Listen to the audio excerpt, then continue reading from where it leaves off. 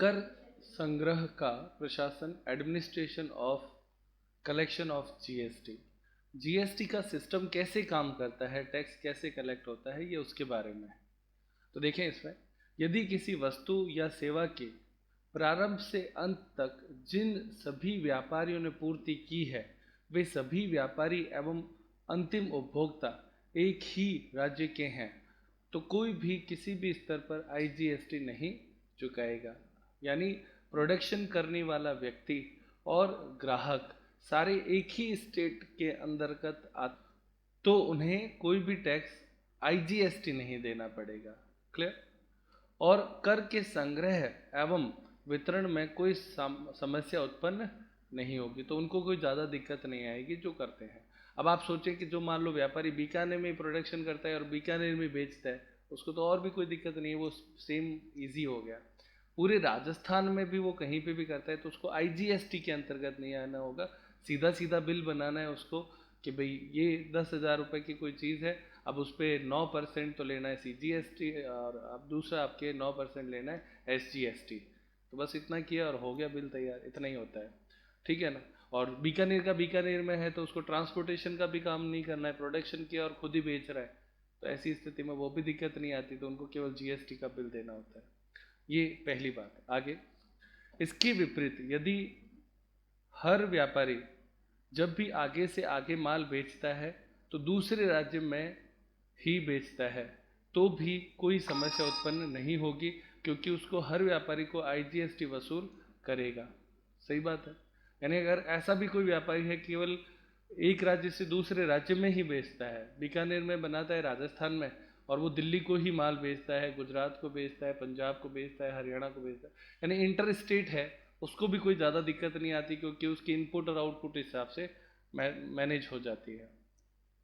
और आईटीसी भी आईजीएसटी की ही लेनी होती है, यानी जो टैक्स है वो उसमें से ही लेस हो जाता है, यानी केवल आईजीएसटी आपके हो गया उसी में रहता है, क्योंकि वो केवल स्टेट से स्टेट है। ये भी आप विशेष रूप से देखें, देखा ना उसने लिखा है यहाँ पे, वापस एक बार देख लो।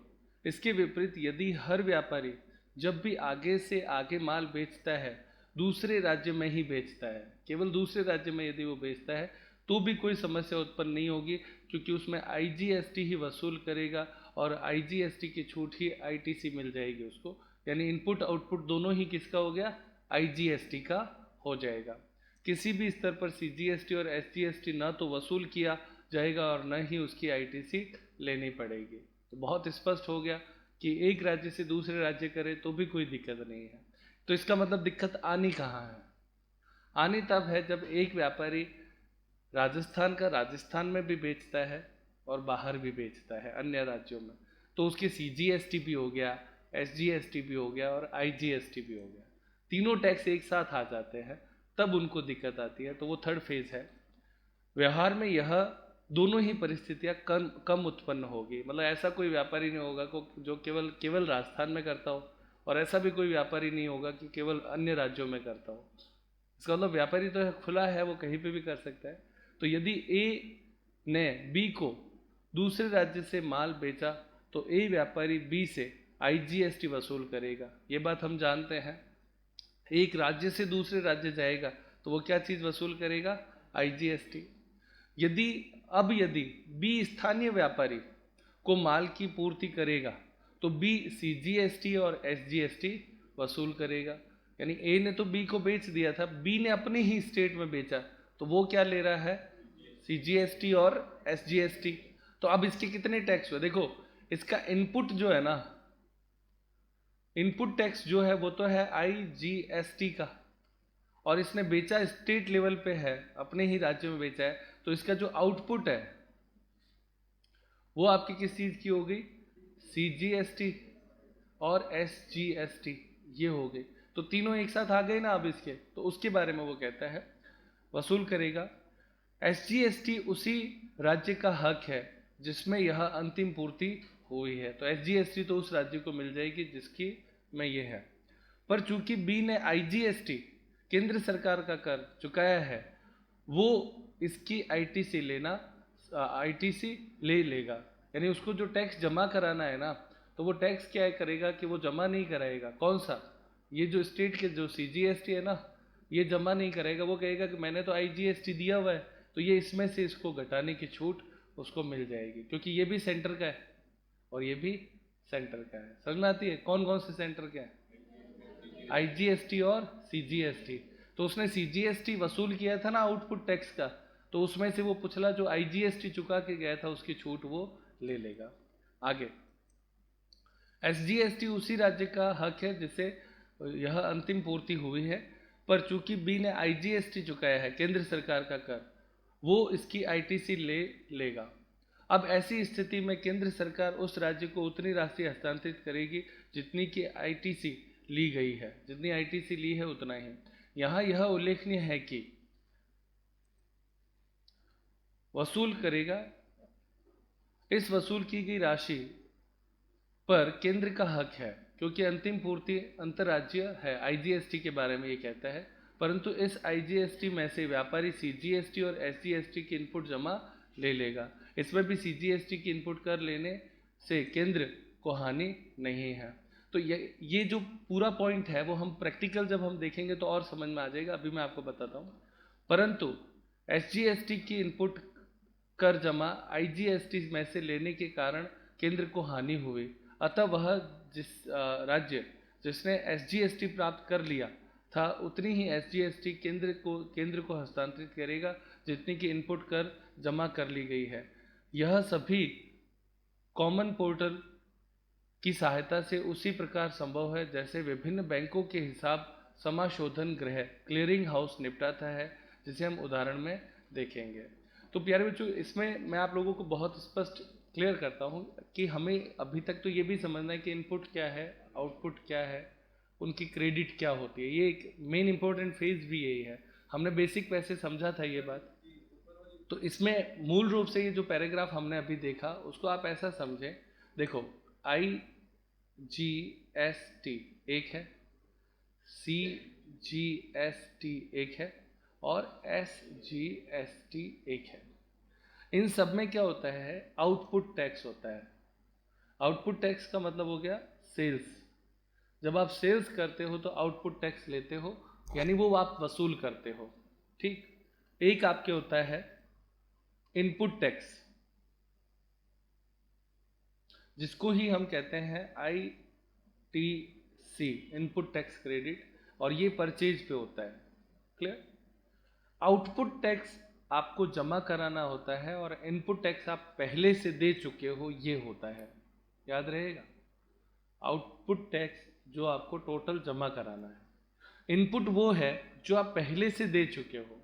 तो जितना आपको जमा कराना है, तो फॉर एग्जांपल मैं यहाँ पे एक बार के लिए लिखता हूँ कि मान लो आपको 10,000 रुपये जमा कराने हैं, क्लियर, IGST के, और आपका जो ITC है यानी जिसको आप इनपुट कहते हो, जब आपने माल खरीदा था ना, तब आप उसमें क्या करा था कि 8,000 आप पहले से पे करके आए थे। समझ में आता? तो अब आप गवर्नमेंट को केवल कितना चुकाओगे? 2,000। क्या ये बात समझ में आती है? और इसी को बोलते हैं input credit, ITC, input tax credit, यानी जो टैक्स आपने पहले चुका दिया अब आप उसे गवर्नमेंट को मत चुकाना। समझ में आती है ये बात? ये इनपुट टैक्स क्रेडिट है।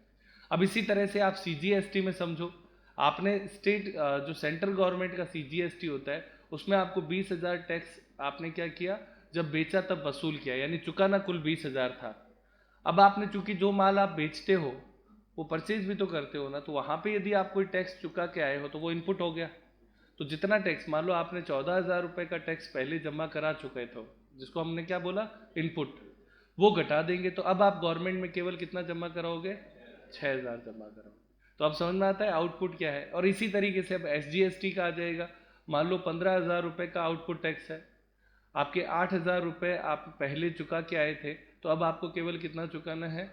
7,000 रुपये गवर्नमेंट में चुकाने हैं। तो हर बार आउटपुट टैक्स जितना भी था उसमें से आप पहले जो इनपुट चुका चुके हो उसको घटा देते हैं, शेष राशि आपको गवर्नमेंट को जमा करानी होती है। अब ये जो एडमिनिस्ट्रेशन पार्ट जो हम अभी पढ़ रहे थे उसका बेसिक नीड, क्योंकि मैं लाइन टू लाइन पढ़ रहा था, उससे आपको कोई बहुत ज़्यादा समझ में आया नहीं। अब उसको समझ लो कि अब जैसे इसमें दिक्कत क्या आती है कि मान लो एक व्यापारी है, इसकी कई कंडीशंस हो सकती है। मान लो एक व्यापारी है, वो केवल स्टेट में करता है तो हमने कहा कोई दिक्कत नहीं है, राज्य से राज्य करता है तो भी कोई दिक्कत नहीं है, क्योंकि वो आईटीसी, अगर केवल आईटीसी है तो ऐसे सॉल्व हो जाएगा, केवल सीजीएसटी है तो ऐसे सॉल्व हो जाएगा, केवल एसजीएसटी है तो ऐसे सॉल्व हो जाएगा, कोई दिक्कत ही नहीं है। पर उसने कहा ऐसा होता है नहीं, होता एक्चुअली होता ये है कि आप क्या करते हो कि माल बनाते हो और आप क्या करते हो किसी अन्य राज्य से लेके आते हो, तो माल माल मान लो आपने मंगाया दिल्ली से और आप बेचते कहाँ हो, राजस्थान में। कंडीशन याद रहेगी, दिल्ली से आपने माल मंगाया और बेचते कहाँ हो, राजस्थान में। क्लियर? तो जब आप यहाँ से माल मंगाते हो तो आपने क्या पेमेंट किया, IGST, ये है क्या, इनपुट है। क्या है? आप खरीदते समय दे के आए हो ना, तो जो खरीदते समय दे के आते वो इनपुट है। और अब आप यहाँ पर जो टैक्स वसूल करोगे वो कौन सा होगा, CGST और SGST। ये क्या है, आउटपुट है। वेरी गुड प्यारे बच्चों, समझ रहे हो आप? तो आउटपुट तो हो गया CGST और SGST का, जबकि इनपुट किसका है, आपका IGST का। तो वो यहाँ पे ये कहता है कि जो आपको इसमें से लेस करना है ना, तो आप पहले CGST को राइट ऑफ करो, क्योंकि ये भी केंद्र का है और ये भी केंद्र का है। क्लियर? उसके बाद में पता चलता है कि नहीं, IGST तो अभी भी अपनी बहुत ज़्यादा है, क्योंकि ये तो आधा हो गया ना। आप मान लो यहाँ पे 18% चुका के आए थे, अब यहाँ पे तो 9 और 9 हो गया, तो इसका मतलब पूरा तो होगा नहीं, तो उसके बाद में आप SGST से वसूल कर लो। इसको बोलते हैं इनपुट टैक्स क्रेडिट। क्लियर? तो ये चीज़ इसमें बताई गई है। अब अपने इसमें जैसे आगे सवाल करेंगे ना तो और समझ में आएगा। अब इसका अपोजिट भी आप समझ लो, राजस्थान का व्यापारी है, वो अन्य राज्य में माल बेचता है, तो उसका जो आउटपुट है वो तो हो जाएगा IGST। क्लियर? और उसका इनपुट जो है वो हो जाएगा CGST और SGST। सही बात है ना? इसका अपोजिट कर रहे हैं। अभी हमने कहा दिल्ली से लाते हैं और राजस्थान में बेचते हैं, एक है क्या, अब हम राजस्थान में खरीदते हैं और बेचते दिल्ली में है, तो आउटपुट तो हो गया IGST का और इनपुट किसका हो गया। अच्छा, आउटपुट का मतलब है कि जो आपको गवर्नमेंट को चुकाना है, और इनपुट का मतलब है कि जो आप पहले से चुका चुके हो। यही तो होता है। ये बात हमें अब दिमाग में पक्की जगह बैठ गई है। तो अब इसमें अपने को क्या करना होता है कि लेस तो करना है, आउटपुट में से इनपुट लेस होगा, उसके बाद में ही गवर्नमेंट को पेमेंट करना है। तो वो किस में से किसको घटाया जा सकता है, वो हमने कल एक टेबल देखी थी, उसमें हमने कहा था पहले IGST को IGST से, CGST को CGST से, SGST को SGST से, उसके बाद में आप आपस में इसको कैसे भी मैनेज कर सकते हो। क्लियर? लेकिन आप लोगों को ये याद रखना है कि पहले सिमिलर में जाओ, लास्ट में स्थिति आए तो ध्यान रखो ये दोनों सेंटर के टेक्स्ट हैं, CGST और IGST, इनको आपस में सबसे पहले कर देना चाहिए, क्योंकि ये आपस में सेंटर का है तो सेंटर अपने आप मैनेज हो जाएगा। स्टेट का बचा के रखना है, पर मान लो किसी का स्टेट टैक्स फिर भी नहीं होता है तो वो IGST से पूरा कर सकता है। और ये इसका गणित क्या है, इनपुट का गणित इतना ही है कि भाई मैं पहले टैक्स चुका दिया है मैंने, तो उतना अब मैं नहीं चुकाऊंगा, इसीलिए उसको इनपुट बोल दिया है। प्री, जिसको हम बोलते हैं पेड टैक्स, इनपुट का एक शब्द आप क्या कह सकते हो, पेड टैक्स है, आपने इतना पहले पे कर दिया। और आउटपुट का मतलब क्या है, जो आपने ग्राहक से लिया है, तो जो ग्राहक से लिया वो गवर्नमेंट को देना है, पर गवर्नमेंट को आप पूरा नहीं देते हो, आप ये कहते हो साहब मैं पहले टैक्स दे चुका हूँ तो उतना लेस करके दूंगा। इसीलिए ये जो पूरी थ्योरी चलती है वो O माइनस करना है I, और उसके बाद में आता है पे, यानी आउटपुट टैक्स जितना भी है उसमें से इनपुट टैक्स घटा दिया जाता है, फिर जो बचता है वो आपके पेमेंट करते हैं गवर्नमेंट को। तो अब इसको एग्जाम्पल से और अच्छे तरीके से समझते हैं। देखिए एग्जाम्पल नंबर 1, ए ने 1,00,000 रुपए का माल बी को बेचा, इस माल पर CGST की दर 6% और SGST की दर 6% है, तो 6% है, और IGST की दर 12% है, वो तो ठीक है, दोनों की मिला के ही होती है। कुल बीजक राशि एवं ए के द्वारा सरकार को दिए जाने वाले कर की राशि ज्ञात कीजिए। तो माल बेचा किसने है, ए ने बेचा था, तो देखो यहाँ पे टोटल बिलिंग बाय ए, बिल कैसे बनाएगा ए, वो सबसे पहले लिखेगा ट्रांजैक्शन वैल्यू, इसमें आप देखो सेल्स शब्द नहीं आता है, क्योंकि इसमें सेल्स है ही नहीं, इसमें तो सप्लाई है। टैक्स ऑन क्या बोलते हैं इसको? सप्लाई। तो सप्लाई का मतलब ट्रांजैक्शन वैल्यू होता है। तो 1,00,000, उस पर 6% लगा CGST 6,000, और SGST कितना लगा? 6,000। कोई दिक्कत इसमें? अब आगे, tax payable by A to government, government को ए कितना चुकाएगा? ठीक, तो वो कहता है CGST, SGST और टोटल आउटपुट टैक्स लाइबिलिटी, उसने कितना टैक्स लिया था? ये रहा, 6,000 लिए थे ना, बेचा तब जो लिया उसी को तो आउटपुट टैक्स बोलते हैं। तो कितना लिया? 6,000। उसने पीछे कोई टैक्स चुका के आया था क्या? तो हमें ये पता चला कि ए ने पीछे कोई टैक्स नहीं चुकाया। कुछ नहीं दिया तो नहीं मानेंगे, नहीं दिया तो उसका ITC जिसको हम बोलते हैं इनपुट टैक्स क्रेडिट, इनपुट कुछ नहीं है, तो इसका मतलब 6,000 पूरा का पूरा वो SGST गवर्नमेंट में जमा करेगा, CGST गवर्नमेंट में जमा करेगा, और टोटल 12,000 टैक्स गवर्नमेंट में जमा करा देगा। समझ में आया बच्चों?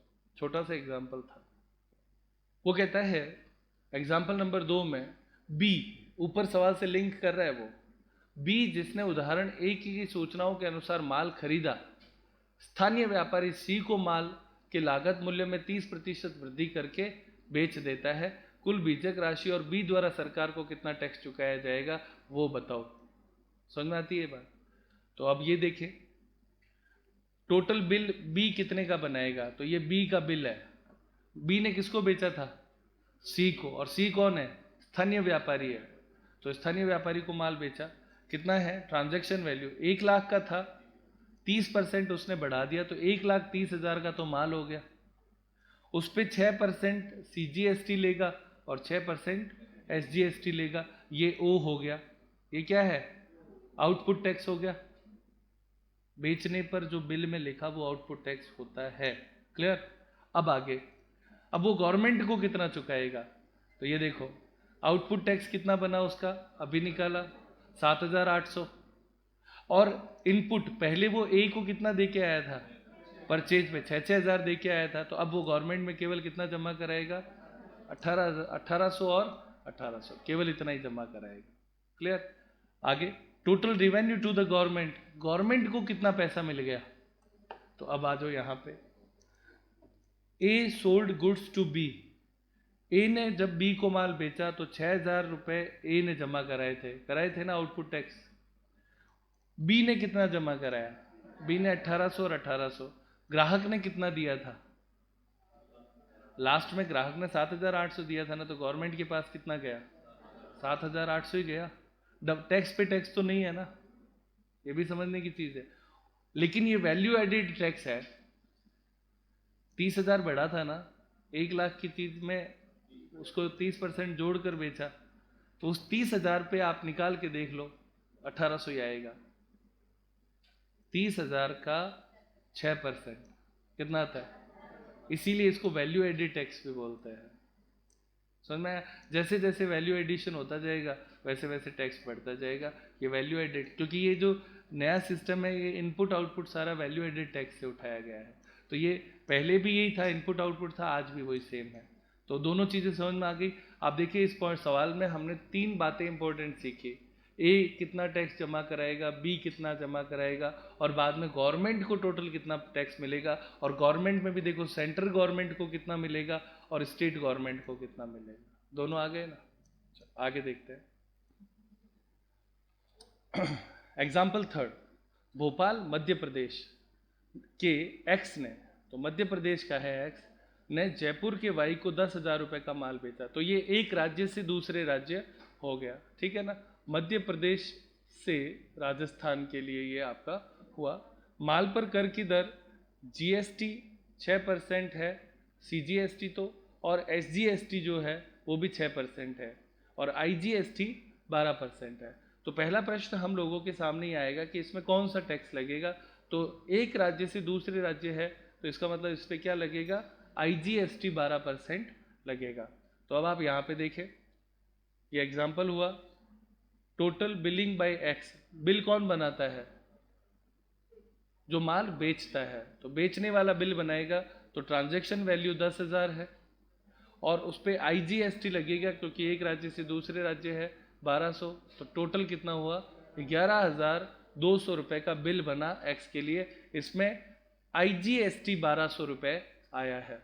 आगे अब इसमें tax payable by X to the government को एक्स कितना चुकाएगा, तो ऑब्वियस है उसके पहले कुछ दे नहीं रखा है, तो सारा का सारा IGST 1200 रुपये वो गवर्नमेंट को चुकाएगा, क्योंकि उसने पहले कोई टैक्स दिया हुआ नहीं है।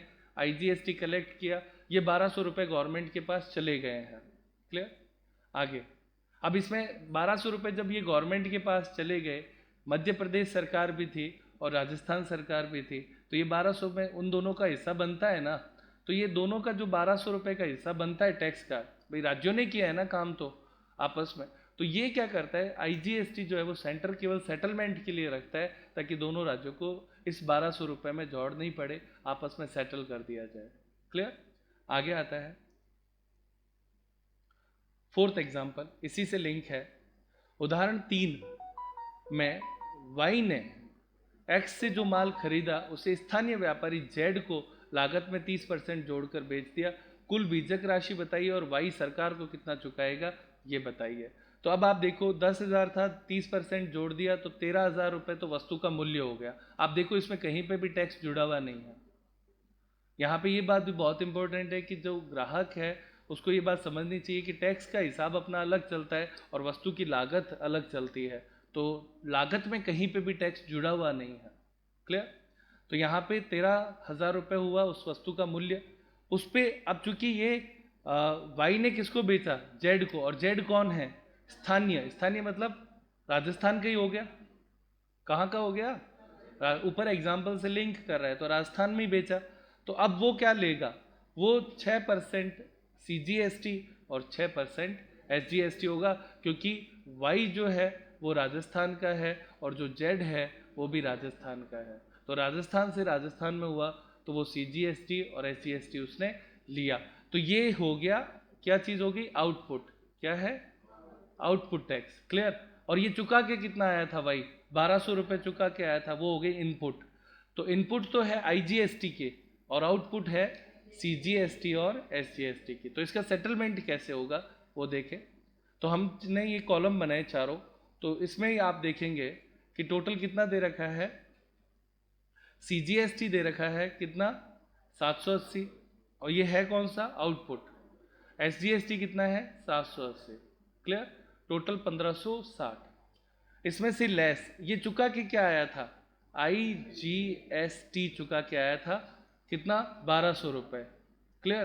तो 1200 रुपये चुका के आया, तो पहले 780 किस में से घटाएगा, CGST में से, क्योंकि ये नियम है कि IGST को पहले CGST से पूरा करो, क्योंकि ये दोनों केंद्र के हैं।